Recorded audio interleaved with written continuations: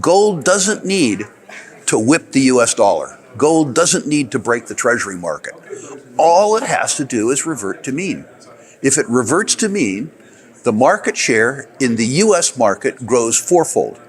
Now, can you imagine what a fourfold increase in demand for gold and gold stocks in a market that controls 23% of the savings and investment assets in the world would do to the gold price?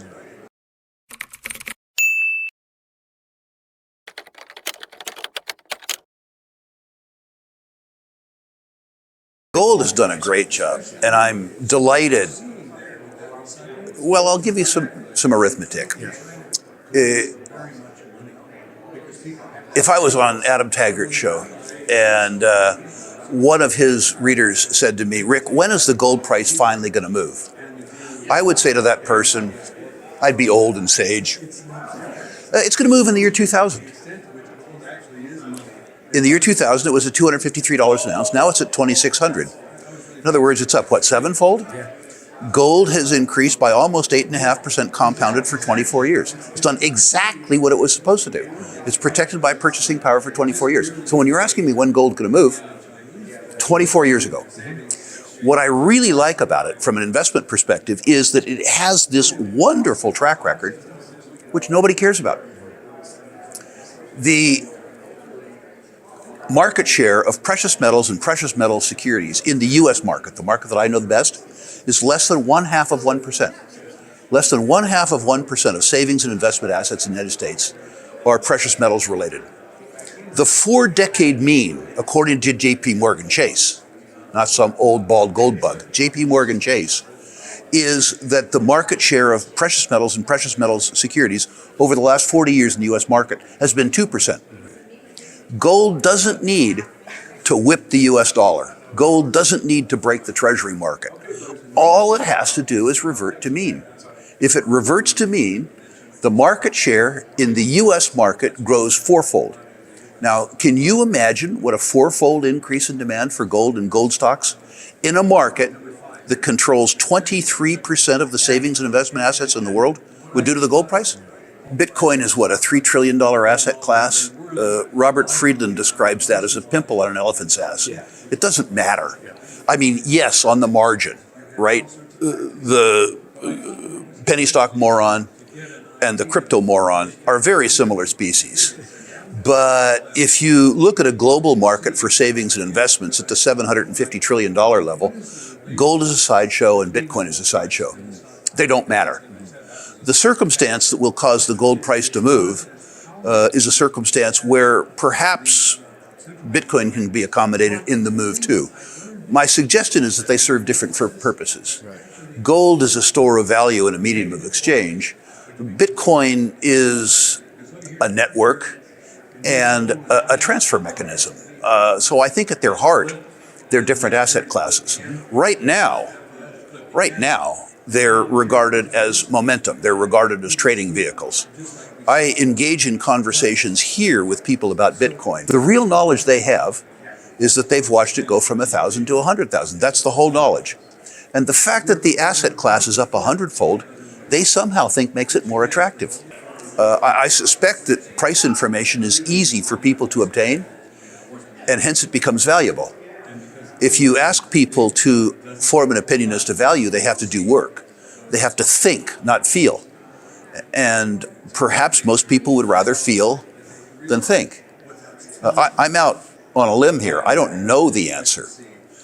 I look at things like the aggregate debt of the U.S. government and the ability to service the debt, and I'm concerned. And I express that concern from the podium here, and I watch the audience nod off, saying, "Would you please give me 5 gold stocks that will triple in next quarter?" I don't care about the state of the world. We talked earlier about the unfair division of economic gain. It's unfair because some people work harder, take more risks, and think better. That's the way it works. Sadly, people resent that outcome.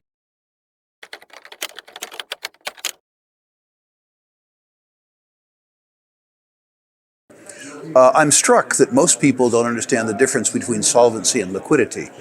which is to say somebody who has a $700,000 home mortgage, $100,000 in credit card debt, whatever it is, they're making $70,000 or $80,000 a year.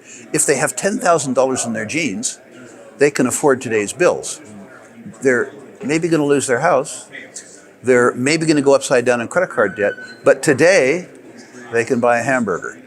I would describe the circumstance that we're in today as that same thing. We're confusing liquidity, the fact that there's cash in the system, with solvency. The second thing is that we are in an economy that is doing reasonably well. It's just not doing reasonably well for most people. If you're Rick Rule and you have access to credit, credit's artificially cheap. And if you understand how to use the credit, this economy, for people like me, is spectacular. This economy, for people who don't have access to credit or don't know how to use credit, people who are more focused on their lifestyle and on their family than they are their finances, this economy is not working for them. And we need to understand that there is a human cost to the economy that we're in, irrespective of the fact that the headline numbers are pretty good. And society's going to have to deal with that. We have schooled a whole generation of investors and speculators to focus on momentum and price as opposed to value. To me, the only point of understanding the price of an asset is if you have an opinion as to the value. If there's an important discrepancy between price and value, that's where money's made. There are a lot of people, unfortunately, that I talk to that describe in exquisite detail price action with regards to a stock or an asset class. And when I ask them their opinion on the underlying value, they don't know the difference between price and value. Well, I feel sorry for them. The truth is that all inures to my benefit. It's as though I'm engaged in a boxing match with somebody who's tied their own hands together. I think there's a different form of redistribution going on. The people who are innumerate vote. And they look at the aggregation of wealth and they're envious. And they say that these people got it by nefarious means. They didn't get it by nefarious means. They got it by artificially low interest rates. And they got it by so much government regulation that big business more easily competes against small business through scale.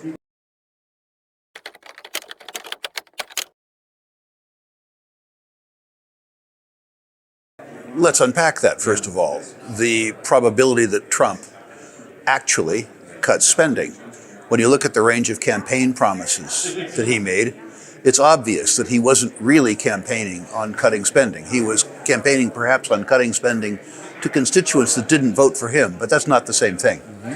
If you were as old as I, and I realize you're not, you would have experienced this once before during the Reagan Revolution. Reagan came to office with a much stronger mandate than Trump to dismantle government, reduce the size.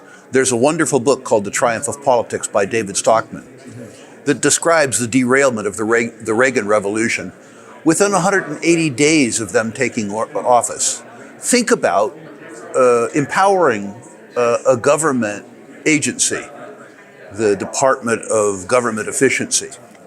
Yes, you're creating a government department to reduce government departments. Think about that. The probability of them achieving that, I believe, is zero. As to your first question, how do we get out of this? I think, unfortunately, the answer to that is clear from history. We faced the same circumstance, although less dire, in the decade of the 1970s. And what we did is we honored our nominal obligations. In other words, some old codger like me, who's getting, I don't know what I get, $4,000 a month in Social Security, I'll continue to get $4,000 a month, but $4,000 won't buy $4,000. We will honor the nominal amount of our obligations, but will inflate away the net present value of the obligations. The US government themselves suggests that in the decade of the 1970s, the last time we faced this circumstance, the purchasing power of the US dollar was reduced by 75%. Not coincidentally, during that period, the gold price went from $35 an ounce to $850 an ounce. Yes, the two events were related. The only way that I understand that we get ourselves out of our debt crisis while politically honoring the nominal value of our obligations is to inflate away the net present value of those obligations. Sadly, in this circumstance, I believe that past is prologue. I also believe, unfortunately, that most Americans and most Canadians aren't even aware of the narrative around the problem, never mind the arithmetic. I believe, I'm not an economist, I'm a credit guy. Right. I believe, just from talking to people, that people's expectations of the future were formed over the last 40 years. The period 1982 to 2022 was, in financial terms, particularly for Americans, but also for Canadians, probably the easiest times in humankind. The nominal interest rate, the real interest rate were falling. The US government was able to export inflation to other countries because of our currency. Right. We had the benefit of the good parts of globalization. We had the benefits of world trade. Unfortunately, I think most of that came to a screeching halt beginning 2022. Summary. Rick Rule provides an in-depth analysis of gold as an investment, highlighting its remarkable performance over the past 24 years. He notes that gold has increased from $253 an ounce in 2000 to $2,600, representing an almost 8.5% compounded annual growth rate. Despite this impressive track record, Rule points out that precious metals and related securities constitute less than 0.5% of savings and investment assets in the United States, with the historical mean being around 2%. He argues that gold doesn't need to dominate the market or overtake the US dollar. It simply needs to revert to its historical mean, which would represent a fourfold increase in market share. The discussion extends to broader economic observations, with Rule critiquing the current economic landscape. He emphasizes the distinction between liquidity and solvency, arguing that many people confuse the availability of cash with true economic stability. Rule highlights the uneven nature of the current economy, where those with access to credit and financial knowledge can thrive, while others struggle. He suggests that the economic conditions of the past 40 years, 1982 to 2022, were uniquely favorable, characterized by falling interest rates, the ability to export inflation, and the benefits of globalization, a situation he believes has fundamentally changed. Rule also delves into deeper economic and societal issues, particularly the potential resolution of the current debt crisis. He suggests that, similar to the 1970s, the government will likely honor nominal financial obligations while effectively reducing their real value through inflation. He predicts that the purchasing power of the dollar could be dramatically reduced, drawing parallels to the 1970s when the dollar's purchasing power decreased by 75% and gold prices rose from $35 to $850 an ounce. Throughout his commentary, Rule critiques the tendency of investors and the general public to focus on momentum and price rather than underlying value, and expresses concern about the growing wealth disparity and economic challenges facing many people.